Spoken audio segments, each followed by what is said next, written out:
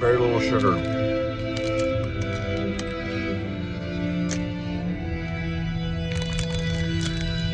Sticker Pro. Next one, 714.7, 2.7. That says Church of the Pines, Sunkill Moon. I gotta say, take my hat off Sunkill Moon. There's a lot of bands that are nowhere in the ballpark figure of talent. And, you know, they're not as big as like Metallica. They don't play nothing but stadiums. They're not going to be on the level of like Van Halen back in the 80s. But they might have played a few stadiums. But they play a lot of tight venues. But they're far more talented than the average band. And they're kind of pig-headed a little bit. They're a little egotistical. The bands that they would compete with is, of course, Radiohead, who Radiohead does get the attention. You know, everyone knows who Radiohead is, and they have played many stadiums and get our lead bill. Sunkill Moon, they're more of, they would only be like, they wouldn't open for Radiohead, but they're, not a lot of people know who they are. No one knew who Red House Painters were. That was who they were beforehand. Nobody knew them. Nobody at all, really. You know, maybe in their local area or California. But Sunkill Moon's from San Francisco. They're a San Francisco band. And they really do play, if you listen to this song right here, they really do play those instruments. And we're talking about classical guitar. They mix classical and rock. They literally, like it literally mixes, like they're playing classical guitar. And then he's got these lyrics he lays down. Some songs are more songs, and then some are almost like journals that he's speaking. You know, he's got, there's all these, I plan to get all their albums. The problem is that I had to move, and my next big step, I had gotten all these different songs. David Bowie song, I only had one of those. I got one David Bowie song that was from Black Star, I believe. I started randomly picking songs, not albums, but songs. Some of theirs are album only. So you're like, oh, I like this one song they have. You got to get the whole album off of Apple. I'm only doing Apple now. I got to choose a platform. I did SoundCloud for a long time. I have a big old collection, a big library on Google Play.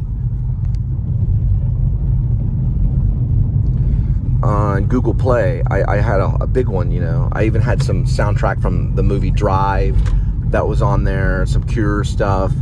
Now I started buying like different songs. I started to get all the Joy Division stuff from the original Unknown Pleasure. And I did pretty well. I got a big chunk of the album. And what I usually do is I'll just buy the single songs until I have the album. You know, I don't know how it looks on the digital when you buy an album. The only album I've ever bought on this entire thing, and if I switch over it'll cut off, the only album that I've bought so far on Apple is Elliott Smith's Basement from the Hill.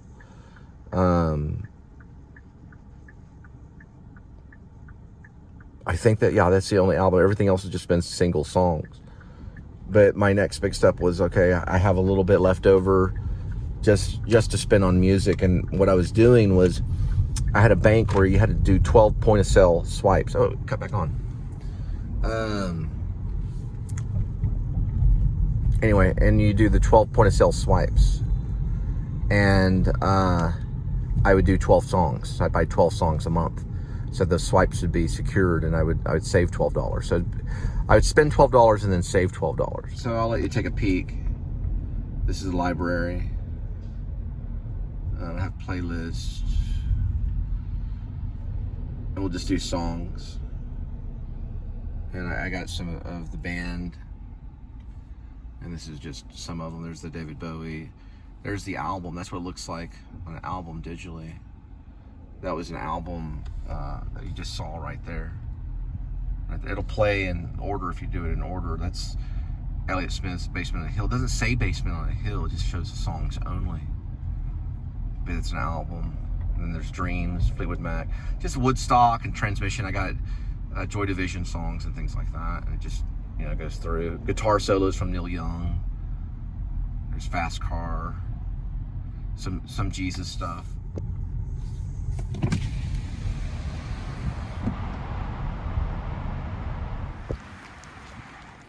says, I'm Fort Worth it. It's a good thing to say, I'm Fort Worth it. What do y'all think about this Thunderbolt change to the C drive, or the C charge? Let's see what y'all say. Why you guys just, I know y'all make comments like best show ever. Thanks for being real. Look at that dog right there. This guy's Apple going. Secretly trying to get into the show and the please subscribe show. I mean, I know it's just me talking a lot of times, just driving around, but like specifically, a lot of the show has been developed not only by Linda, of course, she's a genius, and also a track star from Plano East, and she plays clarinet. But a lot of the shows secretly been developed by you guys. That's what these YouTube shows are. A lot of times they're developed by the people that watch it because they have requests.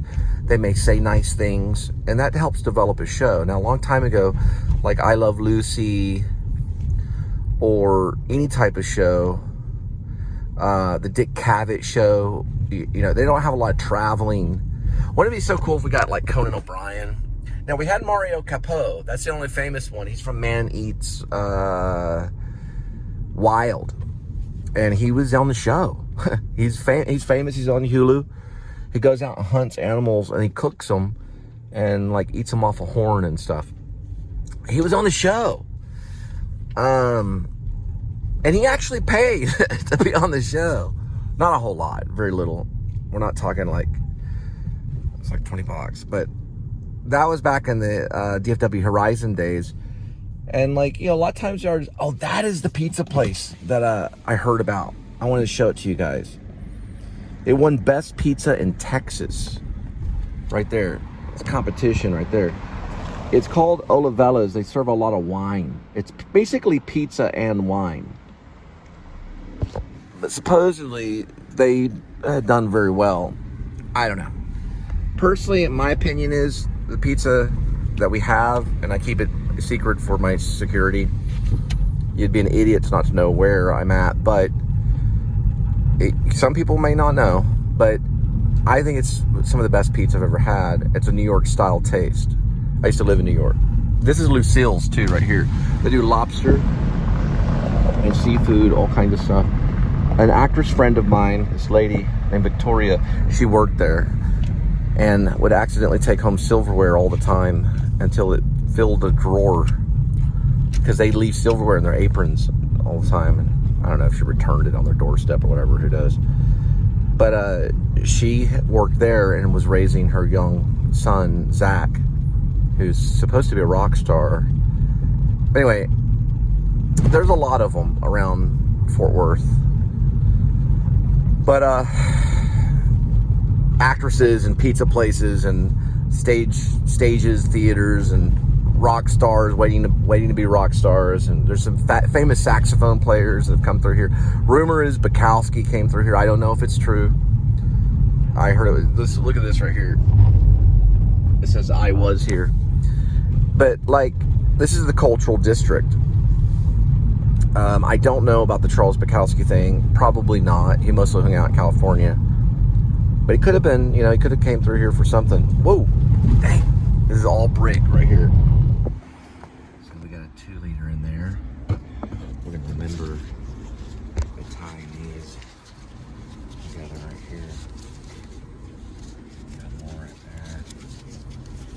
Just like that. That way, you know, to get those together. All right, 7499, 4.5.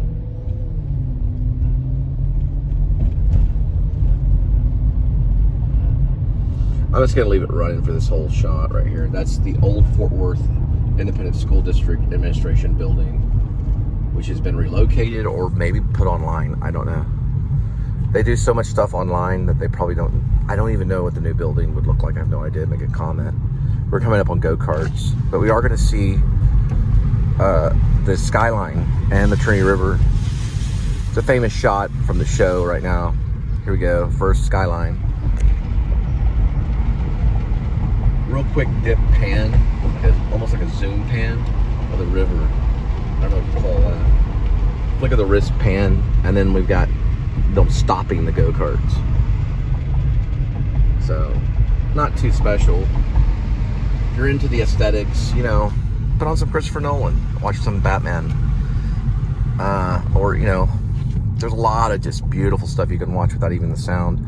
I have problems now with sound, not with the show. I mean, I could care less on sound with the show as long as you can hear them to a certain degree. It's not technically driven, it's driven by something mysterious. But if I were to do a feature like this Cat Named Crook thing I want to do, I would probably pay attention to sound, maybe even using a boom mic. Maybe, you know, maybe Bluetooth mics. Bluetooth mics are supposedly they work well. They clip on to the actor's stuff, you know, to their costume. They don't scruff too much if you put a dead cat on them. And I don't mean a literal dead cat. It's just a little fluffy thing that keeps it from scratching. You don't want to use a real dead cat for all the Satanists out there and things like that. Don't do that. It's called a dead cat. It's a brand. And I would pay attention to sound. If you're not going to go for the aesthetics on a feature, then why even try? But you could probably get away with just saying, look, let's not worry about aesthetics. Let's tell the story only. That would work too. And if you're seriously, you know, you could still at least try to be quiet in certain moments. Watch out for sound like this. You know, there's things that you could probably do to compensate. Now, eventually these things are going to get so advanced that you're not going to need all the equipment, because the sound will be captured in a stereophonic way. And it'd be ridiculous to go out and buy a lot of separate, like my friend Richard Massey, who made Backpage, which did get some attention, and I was in it. I got 172,000 views. That's a lot of views. That's a lot of views. And that was only a clip from a comedy. Well, it was a mockumentary. I don't even know if Massey got 172,000 people to even watch it, but they watched the clip. That thing that says Backpage Live, that's from a mockumentary. It's not real. That's not really what I used to do. That's a character I played named Gary. Also slang for Gary Lincoln. He had a Facebook page called Gary Lincoln. And that was used with a super, they bought a supercomputer for that movie. He said he didn't need it. He did purchase animation because he was not an expert on animation. So he bought the animation that's in the movie. He paid for the animation. He gave the footage to an animator, and they animated. They shot a lot of it on UNT campus and some here in Fort Worth. So it was, you know, it was filmed in 2 different locations, Denton and Fort Worth, and maybe some other areas too. I have to ask him. He's still around. He runs a television station. He was trying to launch out something called Massey TV, but now he's running like several different stations and just busy all the time, I guess, for full-time work. So he found full-time work in his field, which is very difficult to do. I mean, personally, I don't know if I would choose as an actor, because I consider myself an actor.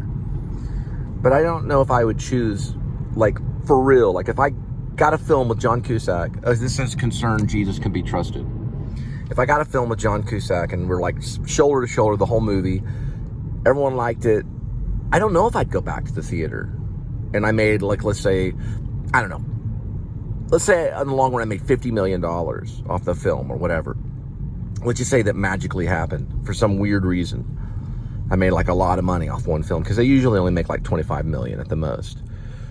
Let's say I pocketed 50 million and I could say, okay, I could stay in the film or I could go back to the theater.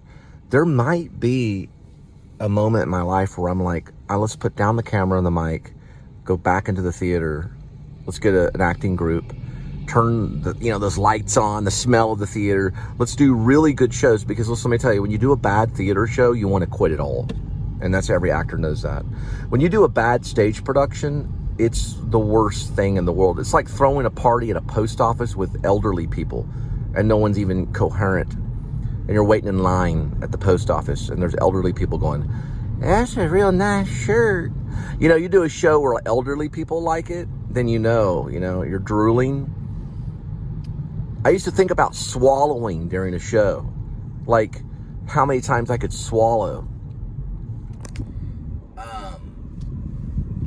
That kind of thing. Because I got like an OCD thing. I'm talking about, like, I found out later from a vocalist that does theater that actually helps loosen the voice and the vocal cords when you swallow. So when you pretend swallow, like when you just relax the throat and swallow, it opens up the vocal line and alignment. And I would sit there and do that during the show thinking I was crazy. Later on, he was like, well, if you're in a show and you feel tension, try swallowing a few times in a row, and it loosens. It'll loosen the way that, you know, it'll resonate the voice. I'm not trying to be like weird or anything. Look at this mural right here. But that's when you know the show is like not good. They're Webster University right here. But I've also done shows where I've only thought about the show. I've done stage shows where, like I did Lone Star, Rob Busquez directed it, and I think the entire time I just thought like character thoughts and story stuff. Like I didn't really, I don't think, I thought a little bit about what the audience thought of this, maybe, and what the audience thought of that, maybe. But I was really exploring the way that Ray thought, because I played Ray opposite of Roy. And I was thinking like the thoughts and backstory of, and picturing the house that they're talking about and what the front yard looked like. And like it was like reading a book during the show. So I was like kind of lost in it. And that's when it's enjoying, and that's when it's real, and you're in this other world, and you escape all the pain. That's why alcoholics like Richard Dreyfuss and people that have been in the stage and theater, they were able to get through there till finally they found sobriety. But they were able to get through it all because they could use that as a way to numb the pain and addiction. The story itself was healing them. You know, they were playing, you know, that kind of thing. That's a bus right there.